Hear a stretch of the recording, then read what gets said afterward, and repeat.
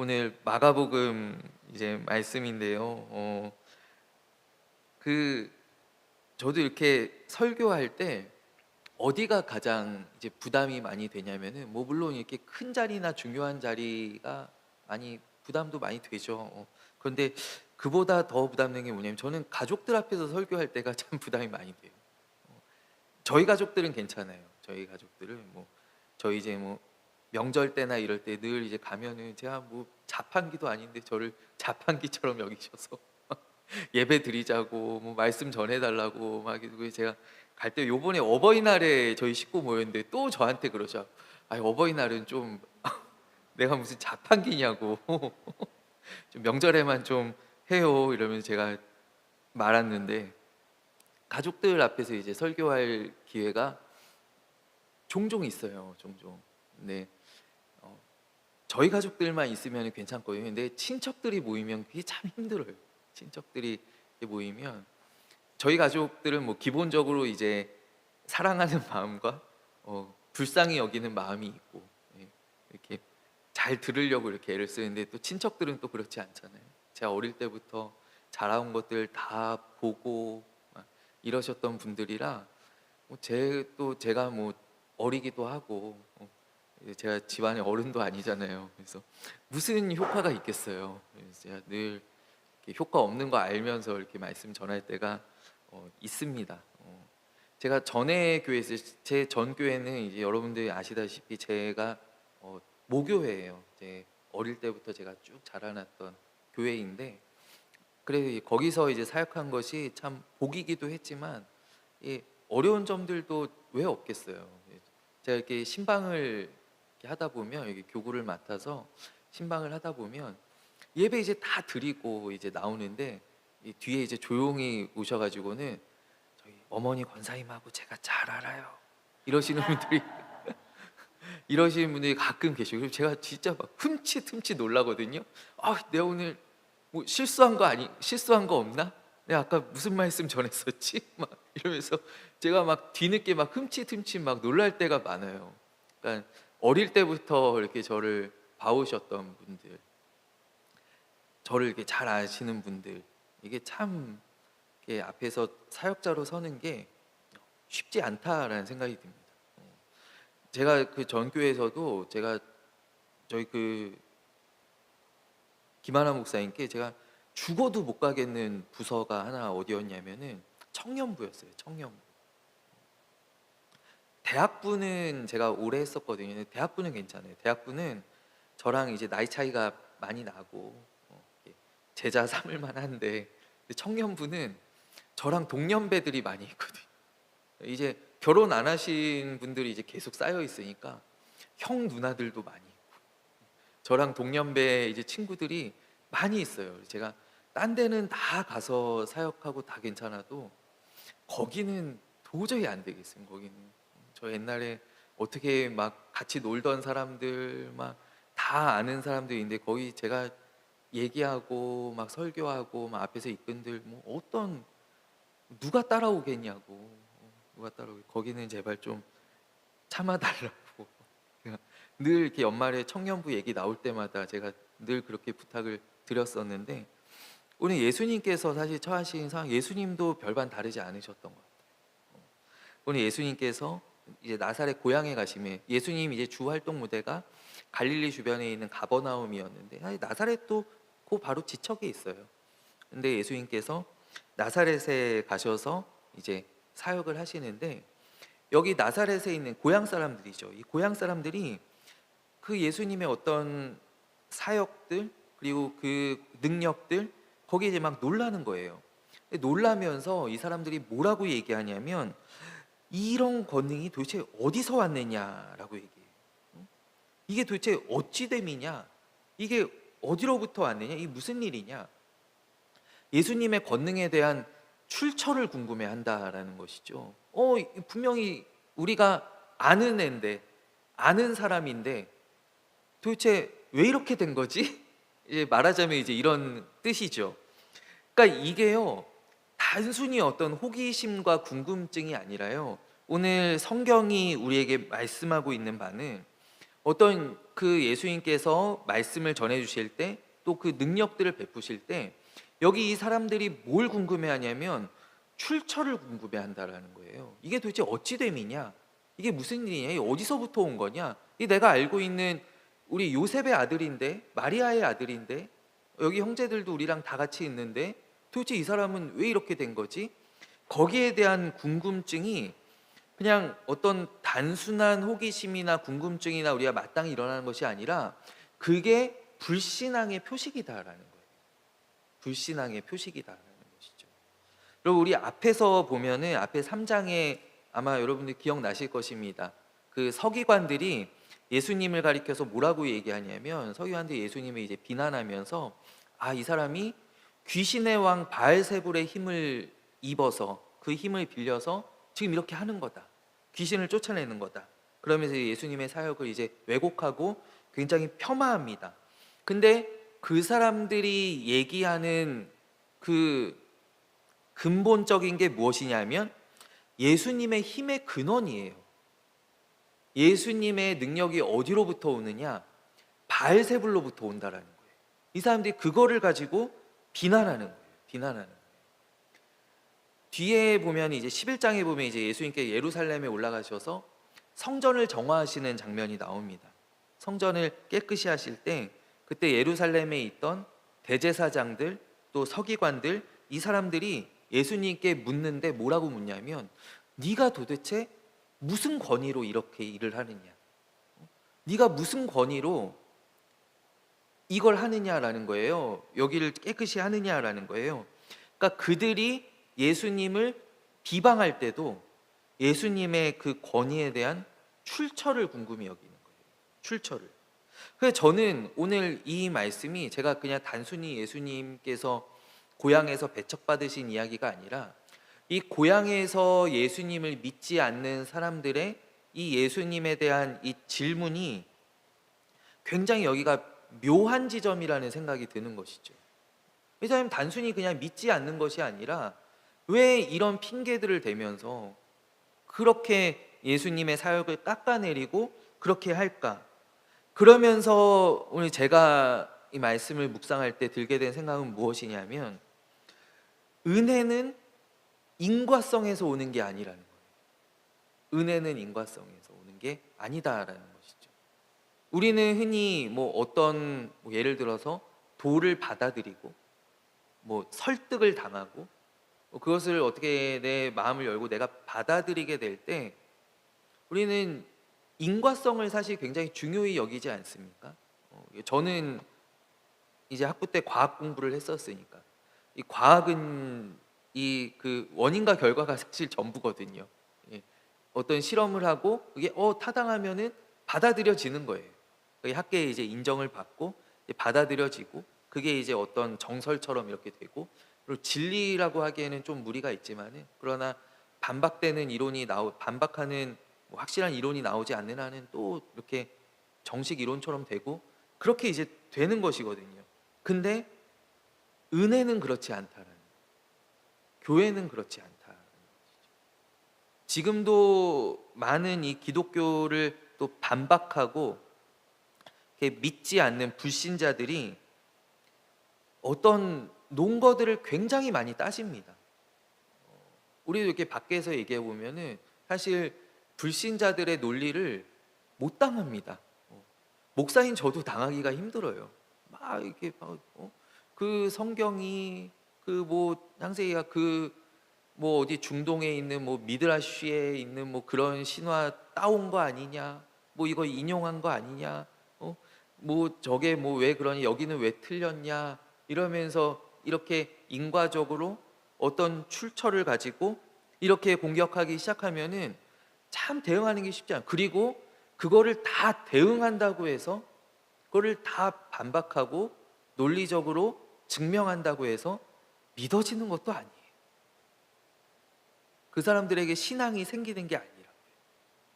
오늘 여기서도요. 만약에 예수님께 계속 말씀하시잖아요. 내 모든 것은 하늘로부터 아버지께로부터 온 것이고 내가 천국의 복음을 전파하고 있고 예수님께서 아무리 사실을 가지고 다 얘기를 해도 이거를 따지는 사람들에게는 좀처럼 믿음이 들어가지지가 않는다라는 거예요. 그래서 결국에 그렇기 때문에 예수님께서는 이들이 가지고 오는 호기심들, 사실 이들이 예수님께 가지고 나온 거는 호기심이거든요. 아, 여기 마리아의 아들 예수가 아니냐, 요셉의 아들 예수가 아니냐, 도대체 어떻게 이 사람이 이렇게 됐지? 어떻게 이런 권능들을 행하지? 이러면서 이 가지고 나온 호기심을 예수님께서는 불신앙이라고 규정을 하시는 것입니다. 이거는 단순히 어떤 궁금증이나 그냥 알고 싶어하는 것이, 이건 믿지 않는 것이다. 믿지 않는 것이다.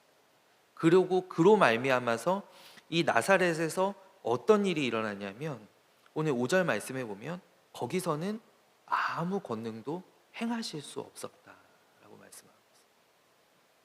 예수님께서 모든 것을 하실 수 있고 참 하나님이시고 하나님의 아들이시고 모든 능력이 있으시고 모든 것을 행하실 수 있으시지만 딱 하나 행하실 수 없는 게 있다면 그것은 불신자들 앞에서 예수님의 능력을 행하시는 거예요.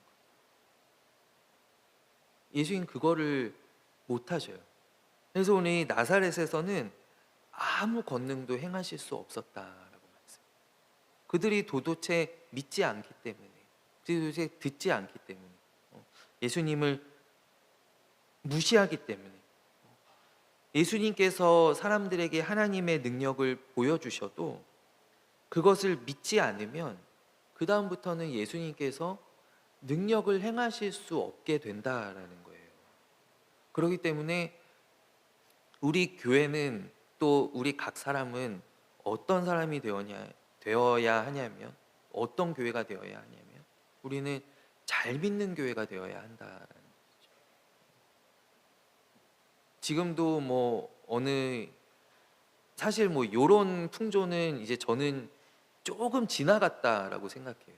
한 10년 전쯤만 해도 이렇게 굉장히 한국 교회에 좀 어떤 바람이 불었었냐면 굉장히 좀 인텔리한 목사님들이 굉장히 굉장히 많은 근거들을 가지고 이렇게 성경을 이렇게 풀어주시면서 막 그렇게 설교하시는 그런 풍조들이 사실 있을 때가 있었거든요. 근데 지금은 이제 조금 저는 지나갔다라고 생각을 해요. 근데 그럴 때 그래서 정말 교회가 이 세상을 향해서 설득력이 있고 힘이 있었느냐 하면 그렇지 않다고 생각하거든요. 오히려 정말 옛날에 저희가 추억하는, 저도 어릴 때 한 초등학생 때 저희 동네에 이제 제가 그때는 명성교회 안 다닐 때였고 이사 오기 전에 저희 이제 출석하던 이 작은 교회에 신영균 목사님, 그때 유명하신 부흥사죠. 신영균 목사님이 오셔서 저희 어머니가 너 거기는 꼭 가봐야 된다 그러면서 제 손을 잡고 가셔서 3일 동안 거기 부흥에 출석한 적이 있어요. 3일 동안 부흥에 왔었는데 말은 하나도 못 알아듣겠어요. 같은 얘기 또 하시고 또 하시고 또 하시고 막 계속 앞에서 막 점프하시고 막 삥삥 도시고 막 그러시는데, 근데 오히려 그때가 정말 능력이 있었던 것 같아요. 정말 그때가 막 사모하는 심령들이 막 나오고 그들이 와서 막 묻지도 따지지도 않고 막 사모하고 막 믿을 때, 그때 거기서 교회의 능력이 나타난다라는 것이, 복음의 능력이 나타난다라는 것이죠. 우리가 사도행전도 이제 수요일에 나누고 있는데 우리 얼마 전에 아덴에서 사역했던 그 바울의 이야기 아마 기억하시는 분들이 계실 거예요. 바울이 이 아덴에 갔을 때 좀 복음의 다른 전략을 가지고 접근하죠. 그러니까 여기서는 내가 좀 설명을 해줘야 되겠다. 설명을 잘 해줘야 되겠다. 여기서 좀 설득시켜야 되겠다. 여기 있는 스토아 학파, 또 에피쿠로스 학파 이런 철학자들, 내가 어떤 복음의 논리로서 이들을 좀 무릎 꿇려야지. 내가 이들을 좀 이렇게 설득해야지. 내가 이들을 이겨야지. 논리로서 이겨야지. 그렇게 생각하고 그가 아덴에서 참 열심으로, 그러니까 많이 변증하고, 거기는 사실 설교라고 하기가 어렵죠. 계속 변증하고 토론하고 그러는 가운데 이 아덴에서 굉장히 힘없이 나오게 되잖아요. 교회를 잘 세우지 못하고, 그래서 믿는 사람들을 많이 얻지 못하고 힘없이 나오게 되잖아요. 그래서 우리 교회는 어떤 교회가 되어야 하냐면은 우린 잘 믿는 교회가 되어야 해요. 여기서 뭐 어떤 뭐 지적인 설교, 굉장히 그런 것들로 막 이렇게 하는 교회가 아니라, 우리는 정말 믿음으로 말미암아 예수님께서 일하실 수 있는, 예수님의 권능이 나타나는 바로 그러한 교회가 되기를 소원하는 거예요.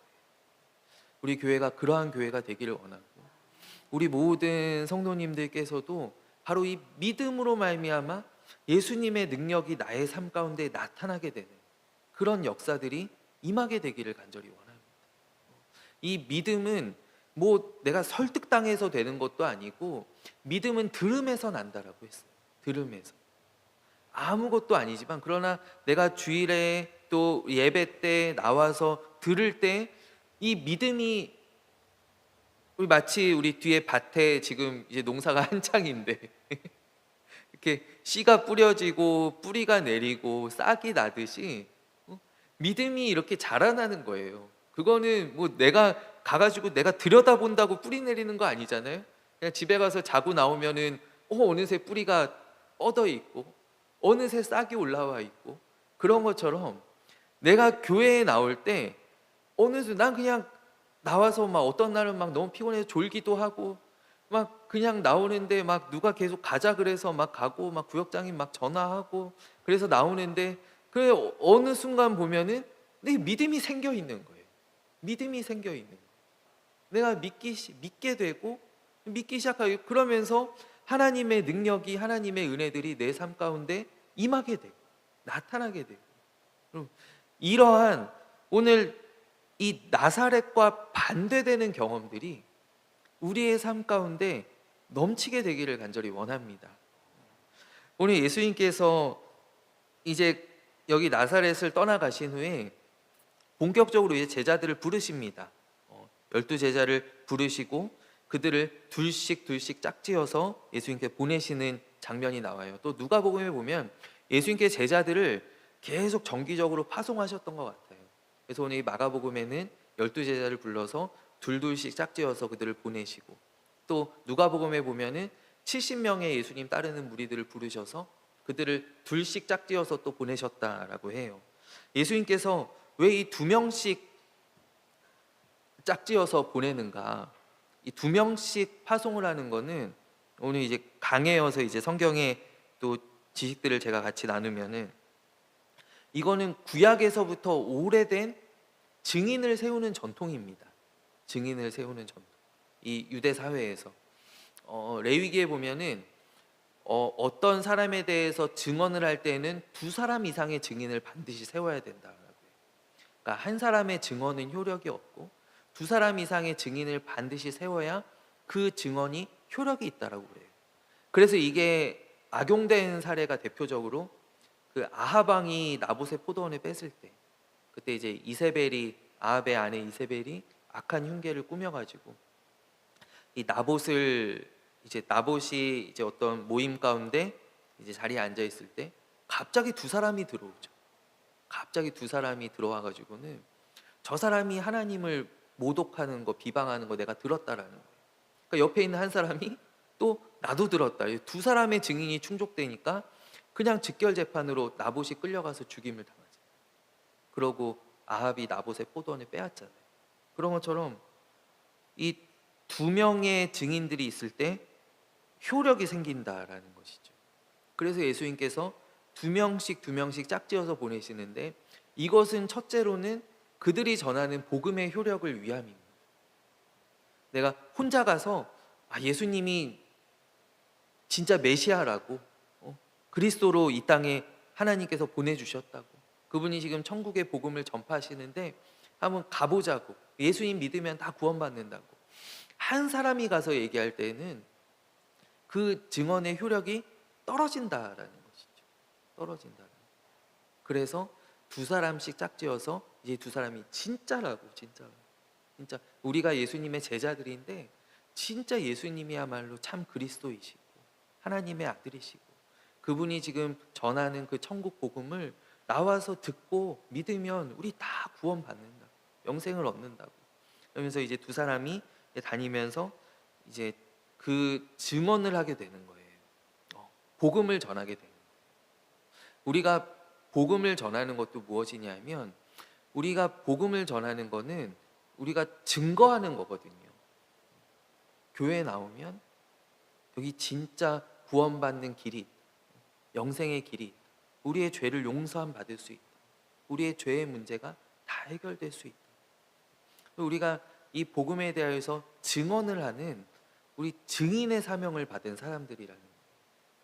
그래서 저희도 이제 조금 전에 저희 김영구 집사님께서 전도 물품들을 이제 후원을 해주셔갖고 볼펜이 지금 1000자루 정도가 제가 알기로 들어왔거든요. 이제 저희도 이제 그거 빨리 소비해야 돼요. 여러분 다 그냥 마음껏 가져가세요. 1층에서 1층에서 마음껏 가져가셔서 이렇게 집에도 이렇게 손주 손녀들 다 나눠주시고 사업장에도 또 두시고 이 뒤에 밭에도 깔아두시고 다 저희 다 나누시면서 이렇게 해도 돼요. 그래서 저희가 늘 그 복음을 전하는 일에 이렇게 힘쓰는, 증언하는 일에 힘쓰는 그런 저희 교회가 되기를 간절히 원합니다.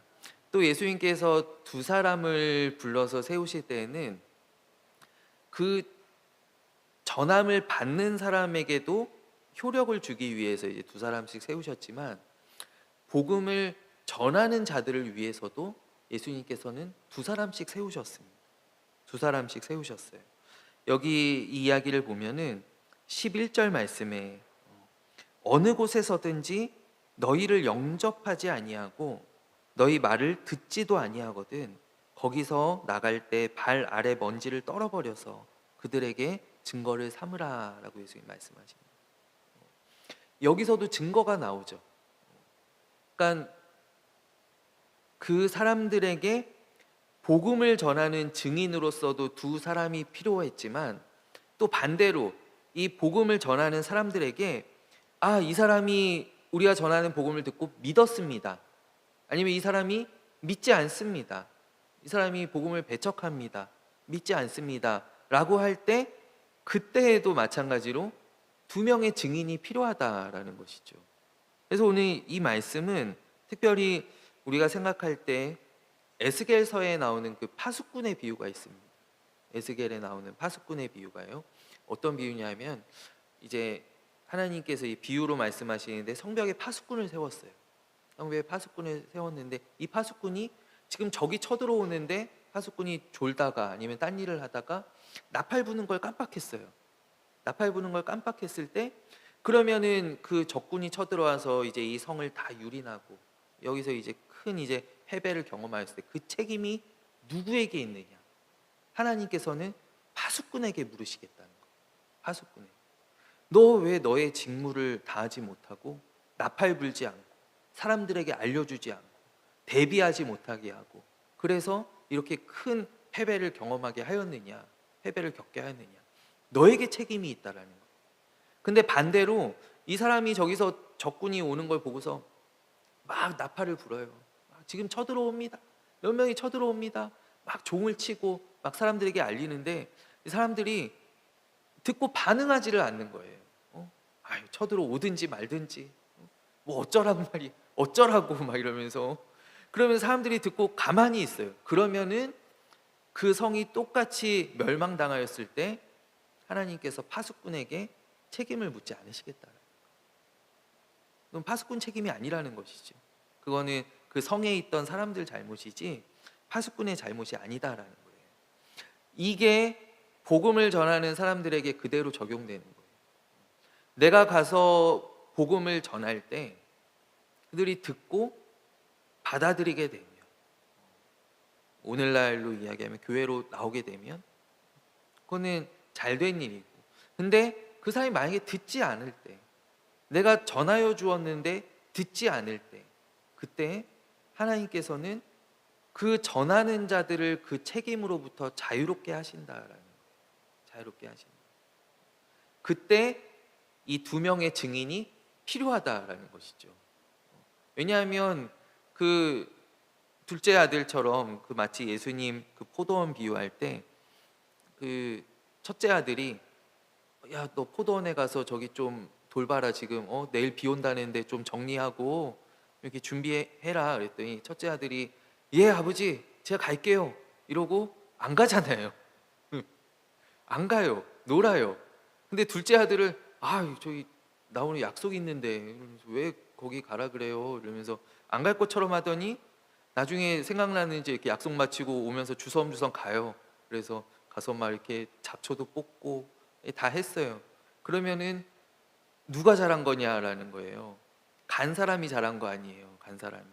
근데 이 첫째 아들과 같이 한다 그러고 안 하는 사람들. 예수님 전도하겠습니다. 전도하겠습니다. 그럼요 해야죠. 그리고 가만히 있는 사람들. 이 사람들에게 우리 에스겔 파수꾼의 비유와 같이 하나님께서는 책임을 물으신다라는 것이죠. 너 왜 가만히 있었냐? 왜 전하지 않아? 뭐 했느냐? 그런데 내가 가서 전하였는데, 말씀을 선포했는데, 예수님을 증거했는데 믿지 않거든. 그러면 발에 있는 먼지를 떨어버리고 나오라라는 거예요. 거기까지는 예수님도 뭐라 안 하시. 어쩔 수 없으시다. 믿지 않는 자들. 그리고 그 일에 같이 간 한 사람이 증인이 되는 것이죠. 하나님 여기는요 저랑 베드로랑 이렇게 갔었는데요 듣지 않던데요 도저히 마음이 안 열리던데요 그럴 때 하나님께서 이렇게 그래 알았다 해주신다라는 것이죠. 때문에 오늘 예수님께서 이 두 사람을 파송하시는 이 이야기는 복음을 받는 사람들뿐만이 아니라 복음을 전하는 자들도 예수님께서 생각을 하신다라는 것입니다. 그래서 우리가 사도행전에 보면은 바울도 그러하죠. 바울이 어떤 성읍에 갔을 때 그곳 사람들이 마음이 완악하고 잘 복음을 받아들이지 않으면은 바울이 상징적으로 옷에 있는 먼지를 탁탁 털어버리고 떠나잖아요. 이게 뭐냐면 하나님 저는 여기서 다 했습니다. 내 할 일을 했습니다. 라는 거고요. 같이 있는 일행들이 증인이 되어서 또 떠나고 다음 곳으로 또 가는 것이죠. 그러니까 우리가 복음의 열매라는 것은 복음의 열매는 그거는 온전히 하나님께 맡기는 거예요. 사실 내가 할 수 있는 게 아니에요. 근데 전하는 사명을 내가 지레짐작하고 저 사람 무섭게 생겼는데 저 사람 얘기해도 안 들을 것 같은데 전하는 사명을 게을리해서는 안 된다라는 것이죠. 그 사람이 받고 안 받고는 그거는 하나님께 달려 있는 것이고 그러나 그것에 상관없이 우리는 계속해서 교회 갑시다. 얘야 교회 가자. 어머니 교회 나오세요. 우리가 계속 전하는 사명을 우리는 감당해야 된다라는 거예요. 사명을 감당하는 그런 여러분들이 되기를 또 제가 되기를 원합니다. 제가 아마 이 이야기를 들으신 분도 있으실 것 같아요. 제가 장로님께 듣기로 제가 작년에 막 이제 임마누엘 교회 온다고 이렇게 막 이렇게 물밑에 이렇게 막 퍼질 때 제가 옛날에 설교했던 거를 다 찾아서 막 들어보셨다고 그러시더라고요. 제가 예전에 한번 했던 이야기인데 제가 옛날에 이제 아프리카 갔을 때 그때 이제 저희 아내하고 둘이서만 잠깐 여행을 간 적이 있어요. 한 일주일 정도.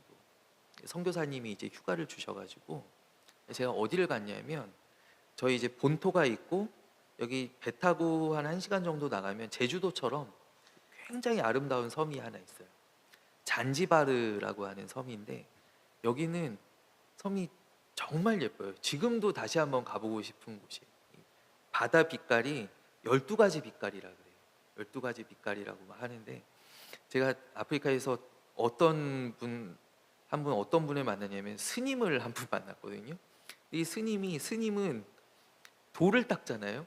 돌을 닦는데 이 스는 뭘 하면서 돌을 닦냐면 바다를 보면서 돌을 닦는 분이에요. 바다를 보면서.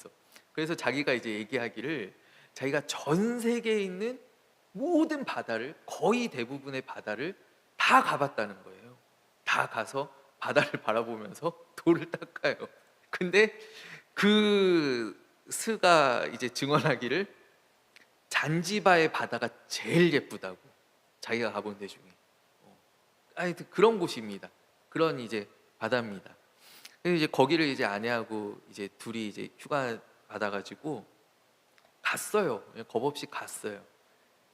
가서 이제 일주일을 보내는데, 한 마지막 날쯤인가 이제 저희 그 묵던 이제 숙소가 굉장히 복잡한 그 천년전 시가지 가운데 있거든요. 차가 도저히 못 다니는, 골목골목이 막 꾸불꾸불하게 있고, 막 그 골목들 막 배경으로 사진도 엄청 많이 찍어요. 관광객들이 와서.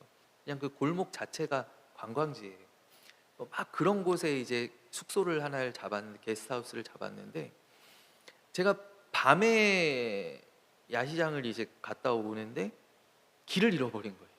골목에서 도저히 찾을 수가 없는 거예요. 여기가 어딘지를 못 찾겠는 거예요. 어디로 가야 되는지 도저히 찾을 수가 없어요.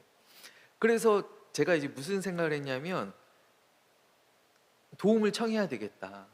나와서 길가에 가서 지나가는 차를 그냥 아무거나 잡았습니다. 막 손을 흔들어서 막 잡았어요. 그래서 제가 이제 주소를 보여주면서, 우리 여기가 이제 우리 게스트하우스인데 길을 잃어버렸습니다. 길을 잃어버렸는데 좀 도와달라고. 그랬더니 그 사람이 흔쾌히 타라 부르는 거예요. 타라. 데려다 주겠다. 그 사람이 한참 운전을 해가지고 딱 내려줬어요. 여기라고 딱 내려줬어요. 딱 내려줬는데 보니까 정말 생소한 황량한, 아무것도 없는, 그냥 거기에 그냥 저희 두 사람 딱 내려주고 자기 가버리는 거 있죠. 이 약간 아프리카 사람들의 특징이 잘 모르는데 안다고 하는 경우가 있어요. 잘 모르는데 이 사람들이 걱정하지 말라고, 내가 해주겠다고, 이런 경우 만난 거예요. 이제 그런 사람 만난 거예요. 그래서 이 사람 알지도 못하는데, 지도 모르는데 이제 우리 두 사람 내려주고 그냥 간 거예요. 시간이 11시가 넘었는데, 우리나라 11시랑 건 다르잖아요. 꼼짝없이 죽게 생긴 거예요. 정말 죽게 생긴 거예요.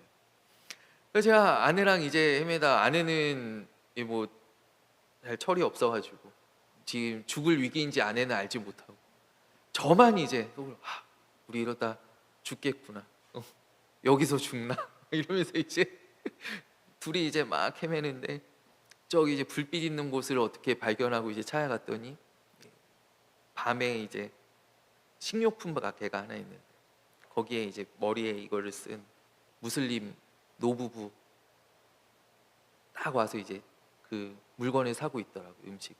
제가 가가지고 부탁했어요. 그래서 저희가 지금 여기에 있는, 여기 게스트하우스 묵는데 어떤 사람이 우리를 여기다 데려다 주고 갔다. 도와줄 수 있느냐, 도와줄 수 있느냐. 그 노부부가 흔쾌히 알겠다, 우리 차에 타라고. 그래서 두 사람 이제 차를 타고 참 멀리도 데려다 주고, 한 3, 40분을 진짜 그분들도 잘 몰라가지고 계속 물으면서 저희를 이제 데려다 줬어요. 게스트하우스에 데려다 줬어. 딱 이제 들어왔는데 눈물이, 진짜 저는 막 눈물이 나는 거 있죠. 야, 정말 죽을 뻔했는데, 우리 여기서 강도 만나면 어떻게 될 뻔했냐. 우리 여기 뭐죠? 또 일교차가 너무 커요. 일교차가. 낮엔 더운데 밤에는 많이 춥단 말이에요. 그래서 정말 날씨도 춥고 막 이런데, 우리 정말 큰일 날 뻔했다, 큰일 날 뻔했다. 그리고 이제 아내하고 이제 기도하고 이제 딱 누웠는데, 갑자기 무슨 생각이 드냐면요, 제가 그 관광했던 그 섬이 무슬림 99.9%입니다. 무슬림이 99.9%. 거기 있는 주민들이 무슬림이 아니면 아예 입국 자체가 허락이 안 돼요. 그러니까 관광은 들어올 수 있어도 이 이주해서 사는 거는 아예 허락이 안 돼요. 그래 99.9%. 신분을 속이고 들어온 선교사님들 조금 있어요. 조금. 아예 없어요. 그러니까 저를 데려다 준 사람도 100% 무슬림인 거예요. 100% 무슬림. 그 생각을 아니 거기에 생각이 미치니까 갑자기 잠이 안 오는 거죠. 밤새 잠을 못 잤어요. 왜 그랬냐 하면 제가 그때 그렇게 절실하게 다가온 적이 없는데 저는 정말로 그 밤에 제가 죽는 줄 알았거든요. 아, 여기 진짜 우리 못 찾아가면 우리 완전히 꼼짝없이 죽었다. 뭐 강도도 많이 있고 얼마나 너무 위험한 순간이었는데 이 사람들이 제 생명을 살려줬잖아요. 이 사람들이 제 생명을 살려줬거든요. 근데 저는 이 사람들의 영혼을 살리기 위한 그 어떠한 노력도 안 한. 오면서 대화를 많이 했습니다. 제가 스와힐리어를 지금은 많이 잊어먹었는데 곧잘 합니다. 니나 세마 키스와일리 키도고 싸나. 제가 키스와일리를 조금 할 줄 압니다. 예. 스와힐리어 하니까 이제 막 너무 좋아가지고 막 얘기를 많이 했어요. 얘기를 많이 하는 가운데 너희 여기 왜 왔냐는 거예요. 여기 왜 왔냐? 우리 이제 여기 본토에 있는 그 수도에 이제 와 있는데 거기 왜 와 있냐? 왜 스와힐리어 왜 배웠냐? 그런데 제가 순간적으로 어떤 생각이 들었냐면 선교사로 왔다 그러면 기분이 상해할 것 같은 거예요. 그런 거 있잖아요. 그래서 솔직히 얘기하면 아 여기 저기 우리는 저기 나 신학생인데 여기 선교하러 왔습니다 하면 이 사람 무슬림이니까 당연히 기분 나빠할 거 아니에요. 그래서 제가 호의로 갚는답시고 제가 다르게 이야기를 했습니다. 학생으로 왔다고 여기 아내랑 공부하러 왔다고 그렇게 이제 얘기를 했어요. 그리고 분위기가 되게 좋게 많이 얘기하고 잘 이렇게 빠이빠이 하고 이러고 갔어요. 그랬는데 숙소에 들어왔을 때 그게 너무 제 마음을 찌르는 거 있죠. 그게 너무 얘기했어야 되는데 야, 모르긴 몰라도 믿고 안 믿고는 그거는 저에게 달려있는 것이 아니에요. 근데 제가 얘기는 했었어야 되는 거예요. 내가 여기 선교사로 왔는데 혹시 예수님 아냐고 예수님 들어봤냐고 이 얘기를 했었어야 되는데 그 얘기를 못한 거예요. 그 얘기를. 그래서 제가 한 2, 3일을 정말 그것 때문에 잠을 못 잤어요. 너무 괴로워가지고 잠을 못 잤어요. 괴로워가지고 다시 찾을 수 없나? 다시 만나고 싶다. 우리가 그 사람 때문에 살았는데 얘기를 한번 해주고 싶은데 예수님 들어봤냐고 한번 물어보고 싶은데 그거를 못한 게 지금까지도 아니에요. 지금까지. 제가 그 이후로부터 제가 한 번도 제가 전도사인 거, 제가 신학생인 거, 제가 목사인 거, 제가 이제는 단 한 번도 다른 말로 포장한 적이 없어요. 어디를 가든지 저 목사입니다. 저 뭐 하는 사람입니다. 제가 늘 그렇게 이야기해요. 제가 뭐 어디 머리 자르러 가도 저 여기 부임 여기 가까운 교회 부임한 목사인데요. 교회 나오세요 이러면서 늘 얘기하거든요. 오늘 제자들을 예수님께서 보내실 때 또 예수님께서 우리들을 보내실 때 예수님께서는 다른 게 아니에요. 얘기하라고 하시는 거예요. 얘기하라고. 예수님 아냐고. 혹시 교회 나와봤냐고. 어릴 때 혹시 찬양대 해봤어요? 얘기하는 거예요. 얘기하는 거예요. 듣고 안 듣고는 괜찮아요. 받아들이고 안 받아들이고는 괜찮아요. 그러나 얘기하지 못해서 후회하는 일이 없기를 바래요. 우리 특별히 우리 사랑하는 가족들에게 아직 믿지 않는 가족들이 있다면 그것으로 후회하는 일이 없기를 바랍니다. 우리가 바울의 고백과 같이 우리가 때를 얻든지 못 얻든지 우리 항상 복음에 힘쓰는 자들이 되라. 우리 어디서든지 전도가 사실 거창한 것이 아닙니다. 전도가 다 갖추어져야 하는 것도 아니고, 전도가 뭐 늘 이렇게 뭐 전도지 들고 나가서 나눠줘야만 전도가 되는 것도 아니고, 뭐 이렇게 푯말 같은 거, 피켓 같은 거 들고 어디 사람들 많이 다니는 곳에 서 있는 것만이 전도가 아닙니다. 전도는 그냥 내가 계속 얘기하는 거예요. 우리 자녀들에게, 또 우리 만나는 이웃들에게, 교회 한번 나가봤어요? 예수님 들어봤어요? 우리 자녀들에게도, 우리 아직 믿음이 없는 자녀들이 하나님 오늘 함께 하신다. 엄마 아빠가 기도하고 있다. 엄마가 기도하고 있다. 하나님 오늘 함께 하셔. 이 얘기들을 계속 해주는 것, 그것이 바로 우리 복음 전하는 우리 증인들의 사명이다라는 거예요. 우리의 남은 평생에 우리 어디서든지 우리 기회가 주어질 때, 또 기회가 설령 주어지지 않더라도 우리 어디에서나 예수님 전하는, 예수님 이야기해주는 그런 사명을 잘 감당하는 그런 우리 모두가 되기를 간절히 바라요. 제가 이 시간 기도하겠습니다. 하나님 아버지, 때를 얻든지 못 얻든지 항상 복음에 힘쓰는 자가 되었다라고 고백하였던 그 바울처럼, 하나님, 우리도 참 연약하나 부족하나 또 우리의 믿음이 참 작지만, 그러나 우리에게 주신 이 증인의 사명을, 이 마땅히 해야 할 일들을 놓지 않는 우리가 되게 하여 주시옵소서. 주님, 항상 그 제자들을 또 보호하시고 또 돌보시며 그들의 먹을 것들을 또 채워주시고 하나님께서 지켜주시는 줄로 믿습니다. 우리 함께 하시는 주님을 늘 의지하며 또 주님 앞에서 또 사명 다하는 그런 우리 임마누엘 교회가, 또 우리 각 사람들 다 되게 하여 주시옵고, 오늘 주일 또 온정일 아버지의 집에서 우리 예배하고 또 말씀 듣고 이제 돌아갑니다. 하나님, 한 분 한 분 또 발걸음을 지키시고 또 동행하여 주시고, 또 한 주간에 우리 모든 삶의 자리에 하나님 함께하여 주셔서 어디서나 승리하게 하여 주시고, 또 하나님께서 많은 영광을 받아 주시옵소서. 함께 하신 주님 감사합니다. 예수 그리스도의 이름으로 간절히 기도하옵나이다. 아멘.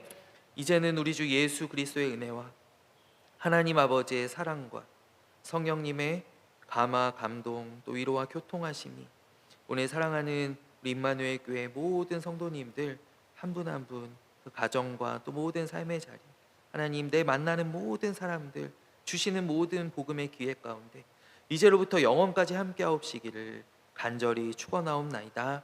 아멘.